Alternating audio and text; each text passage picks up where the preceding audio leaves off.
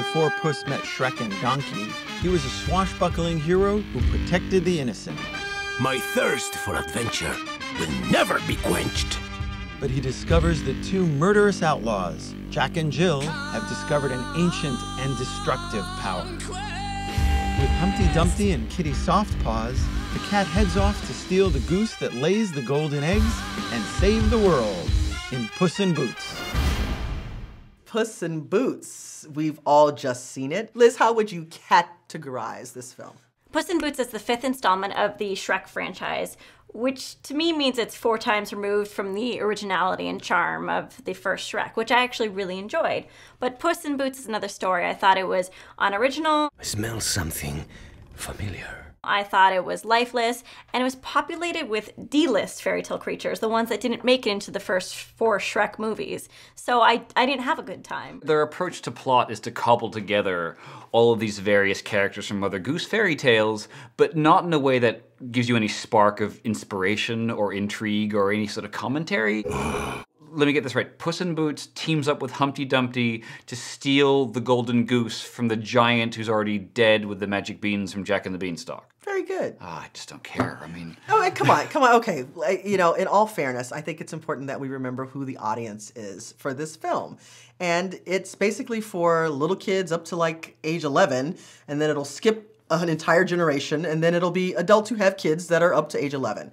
Seriously, the film is very entertaining, I think, within the first 30 minutes of the film.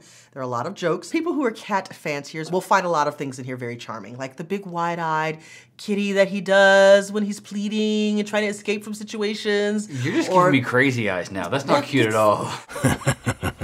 So funny. There are a lot of cat jokes and cat references, and that all works really well within the first 30 minutes of the film. But don't you think it goes to the well a few too many times on those cat jokes? I liked very much where Puss in Boots is running around and all of a sudden pauses because the light, and there's the whole thing. But then it comes up again and again and again. And there's a small white cat who's got this sort of, commentary thing. Oh, snap. Really? Oh.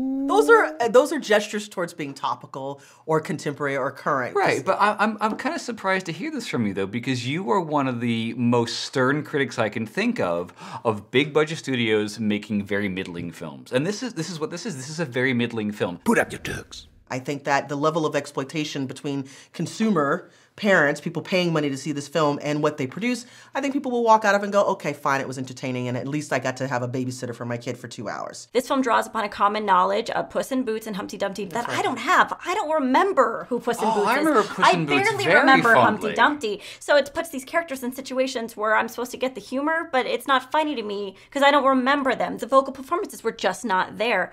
I find Antonio Banderas to be really charming, but his supporters in this cast, Salma Hayek and Zach Galifianakis, are just, they're not there. They're not great actors. Hard is that to say? They didn't give great vocal performances. I prefer to see Antonio Banderas live, right? Because I think he's just a hottie. Meow. Without that, all you get is this voice that sounds a little bit like the most interesting man alive, right? Okay, so fine, we get it's Antonio Banderas, and that's fine. I do think that as a trend towards Hollywood's big budget animated filmmaking, that they do this stunt casting with celebrity actors who are not great voice actors.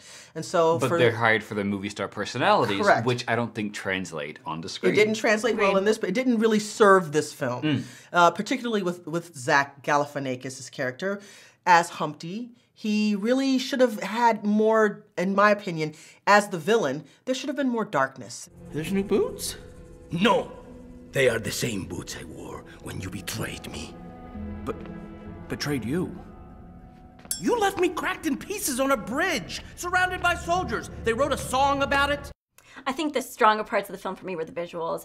I'm not a huge fan of 3D. I actually enjoyed the 3D in this film. Yeah. And I liked, the throwback to Westerns. For me, I could relax and just gaze at the screen for a little bit. The textures are really pleasant. The way light plays on surfaces, the way the fur is rendered, all of that is really pleasant.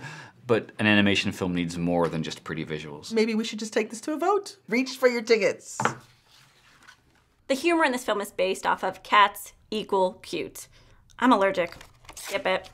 Puss in Boots has some flaws, yes. However, I feel like for the kiddies and for their parents, there are some charming, funny moments, and so I'm going to say stream it. This is not a movie to bring out my fire and brimstone, but it's rudderless, it's flat, it lacks any spark. It's a skip it.